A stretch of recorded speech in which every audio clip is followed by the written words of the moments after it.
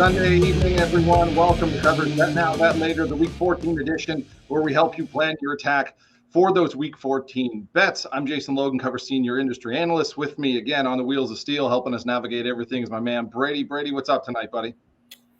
I don't know what we did to deserve these primetime games, but it seems like ever since we started doing a live show, they've been underwhelming to say the least. But Well, this is good halftime entertainment then.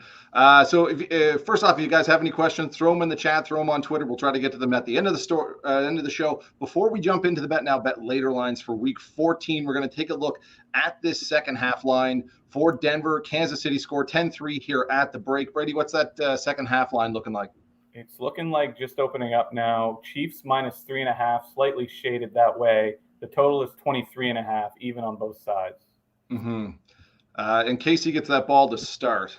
That big fourth down stop was a big one there. As I was saying off camera, had they had scored there, it would have kind of changed the dynamics of this game in the second half. But should Casey get that ball and score right out of the gate, and they've been moving the chains when they get to touch the football. They haven't got to touch the football that much, but they've been moving the chains pretty well. They score there, then Denver really has to push the tempo, which is something they don't like to do. I think they run the third slowest offense in the NFL. They like that TOP football. That's Teddy Bridgewater football right there. It means they're going to have to pass, and Casey knows that. And then they're just going to unleash that front four, get a lot of good pressure there. They can clog up the middle, and then you're putting it on Denver to really move the chains. They do have some weapons in the passing game, but I could see why Kansas City 3.5. Because there is a lot of passing plays there, I could see the over 23 as something that shines, because I still think Denver can move the chains. They got some guys back on the offensive line this week, and they've been playing pretty well without some of those guys as well too. But now they have time to get some of those throws off. Generally more passes means more bigger gains and more clock stoppages. So there could be a kind of a lead in or a lean to the over there. But if Kansas City comes out and scores off the bat here, it's going to absolutely change the dynamic of this game. So we're going to jump right into our Bet Now, Bet Later lines. The Week 14s are fresh out of the oven. They have that beautiful cookie smell still in the air. We're going to start here with our Bet Now spread of the week, and that's Green Bay hosting Chicago. This one opened anywhere from -13.5 to -12.5. Most places sitting around -13. I think you got to grab Green Bay right now under the 2 touchdowns. You got Chicago coming off that rough loss against Arizona in Week 13. They gave up 33 points. They did out-yard Arizona in what was kind of a wet and wild game, but 4 turnovers in the rain, 2 of them interceptions from Andy Dalton. I don't know how much that was the weather and how much it was just Andy Dalton. And the Bears have just 1 win in their last 7 outings, and that was a nail-biter over the Detroit Lions on Thanksgiving. Green Bay here coming off a bye. They had a lot of injuries over the last month. Those guys get a chance to rest up. Aaron Rodgers gets a chance to put his toe up and rest on that. And here's just some stats for you. They've been an ATS/ATM in 2021. They've pumped out profits 10-1 against the 10-2 against the spread so far. The Cheeseheads are 8-4-1 ATS off a bye since Rodgers took over at QB1 in 2008, and they've gone 9-4 ATS versus the Bears inside of Lambeau Field in that span. So the public is going to pound the Packers. So even with this one dropping like 13 to 12.5 at some places, I think the main target here is just to get that under the 2 touchdowns, because I think by the time Sunday rolls around, you're going to be flirting with a 14-point spread here.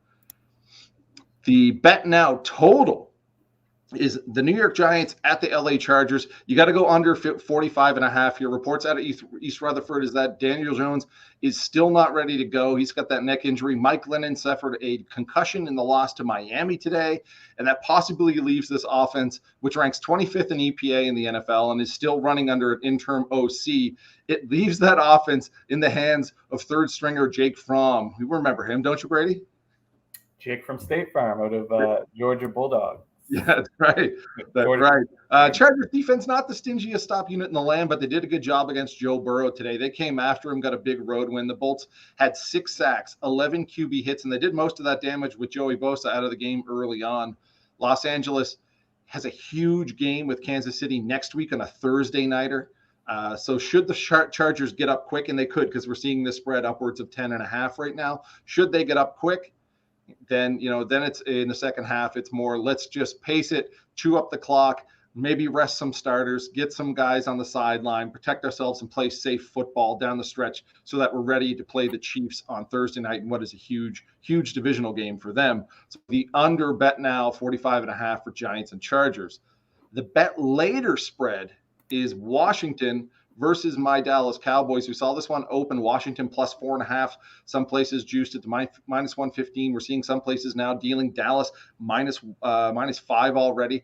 Washington returns to the nation's capital here with a winning streak intact. They just squeaked out a win in the Sin City.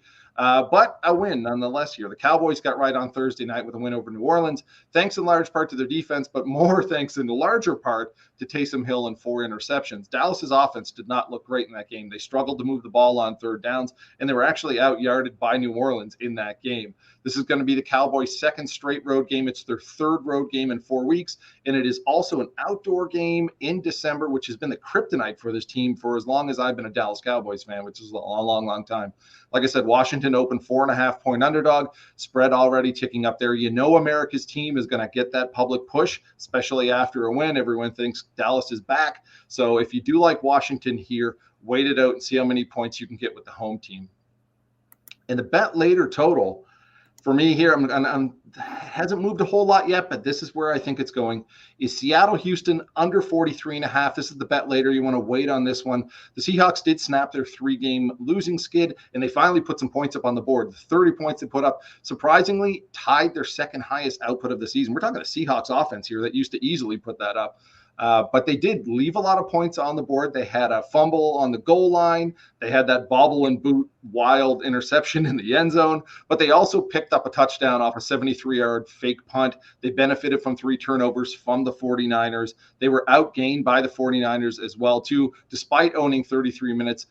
In terms of time of possession edge there. The Seahawks, now they head to Houston to play the Texans, who are coming off their second shutout loss. It's also the 6th game this season, which the Texans have been held under double digits, which is just crazy. Tyrod Taylor hurt his wrist in that game. He did come back. Then they yanked him. They put in Davis Mills. Rumblings out of Houston right now is that Davis Mills might be their quarterback going forward. So we all know what we saw from him. Total open 43.5. Some online shops have the over minus 115. We're seeing some 44-point totals out there as well. So if you have more faith in the Seahawks defense, which has played well, then you do their offense, then wait on this one. Bet this one later, under 43.5, under 44. So, Brady, those are our 4 bet now, bet later games for week 14. As we did last week and as I do every Sunday, at the end of my long week, I crack a beer. Brady, are there any questions in the chat? Yeah, I've got a couple. One, just wondering what you think about tomorrow's game between the Patriots and the Bills. Seems to be a lot of interest on both sides of that game, and it's probably on paper the most intriguing game of the week. It is, and this will be I think I said it last week, this is going to be the most heavy bet game of the year, and it's probably going to rival some wild card games in terms of action. Myself, I did bet Buffalo minus 2.5. I like the Bills at home. The big thing they got to do here is they got to slow down New England in the first half. It's been New England's calling card in the first half is they've come out, they've scored a ton of points early on. I think over the last 8 games in which they're 7-1, they hold an average halftime margin of 6.6 points, almost a touchdown. And what that does is it makes Buffalo or makes their opposing defense super one-dimensional. They have to pass because they have to catch up. And you get limited touches against that Patriots offense, which can be pretty stingy with football as well, too. And that makes them very, very easy to game plan for. If you look at all the EPA stats, they have since week 5 is when that streak started. Number 1 defense in the second half and number 1 passing defense in the second half. Now, the big thing here is going to be how bad the weather will be in Orchard Park, because heavy winds is definitely going to wreak havoc with any long passing plays, and that definitely favors the Pats. So keep a close eye on that one. But I think if Buffalo can keep this one close, it's going to be a really thrilling game. But I think if Buffalo can keep them close at the half, not allow them to get up, I like the Bills here, and I got them under the key number of a touchdown at -2. What do you make of the Bengals-Chargers game today? Are the Bengals overrated, or are the Chargers just bouncing back? I think the Bengals are just the Bengals. Like they They very much play down the team's level. And that's a game that I came back on the Bengals. I got them plus 375 live money line when they were down. I want to say, I think it was 17-0. Just because of some of the weird things, like you've watched that LA opened with a big opening kickoff return. There were some turnovers, just some wild stuff that happened early on in that game that didn't seem right. And it almost corrected itself. But that's just kind of Cincinnati. I like Cincinnati. I think Cincinnati is set up really well down the home stretch here. They play a lot of home games. I think they have 4, including that one, was 4 of their last 6 are at home. They played a really heavy road schedule to start the season. Burrow's pinky finger is not that bad. I did the exact same injury playing football to this one a few years back. I popped it trying to tackle a guy, and it popped out, and I thought I burned it, and that's what it actually felt like. Snapped it back in, and I was fine. I caught some balls afterwards. So I don't think the pinky is going to be a big issue for him. I was looking at the total for that San Francisco-Cincinnati game too, and that's a different one too, because as I said, Seattle did leave some points on the table against San Francisco. Maybe that defense not as good. It went 47 up to 47.5. Mixon's shoulder, I think, is another, and he came back in. So Cincy a little bit dinged up. As for the Chargers, obviously, like I mentioned this already, they're set up pretty well here against the Giants to get a confident booster and hopefully get up early and then rest, because they have that massive game with Kansas City coming up in week 50. Last one, and we'll leave you on the most important question. Oh, this is about the Cowboys, is it? Yeah. Even better, the Lions. The Lions. With 5 games left in the season, can the Lions find another win before the year's out? So they got obviously big letdown spot coming up here. And then you have to go to Detroit, or you have to go to Denver, play Denver winter weather, play Denver in the thin air as well too, which is tough. You've got Arizona at home. I don't think that's a win. Probably Atlanta on December 26th. Maybe they give themselves a late birthday present. Maybe by that time, Atlanta is in full tank mode. But if you're a Detroit Lions fan right now, do you want to pick up another win, or do you want to stay in that top spot? Because Houston is going to go full tank mode very, very soon, if not this week. And maybe the Davis Mills, is it Davis Mills? That's it, right? Yeah, Davis Mills. Yes, Davis Mills. Maybe that switch to him is them 100% just tanking on the season. So if you're a Lions fan, do you want that one? But I think at Atlanta is probably your best shot. Right on. We got some time. One more question. Sure. It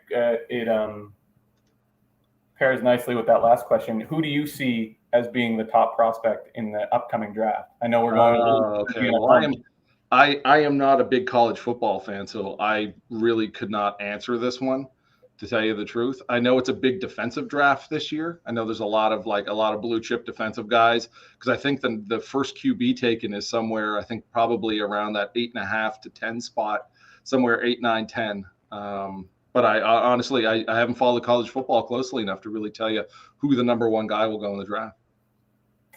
There you go. We're getting ready to kick off the second half, so I think that's a good place to wrap up.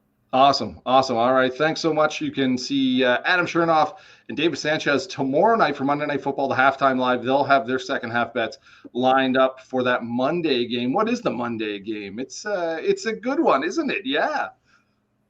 The Bills and the Patriots are next week. Or which one are you talking about? Yeah. New England and Buffalo tomorrow night. That's a good one. It'll be a good one. Best game of the week, I think. Yeah. Big game. All right. Thanks, everyone, for watching. Good luck with the second half and your Week 14 bets.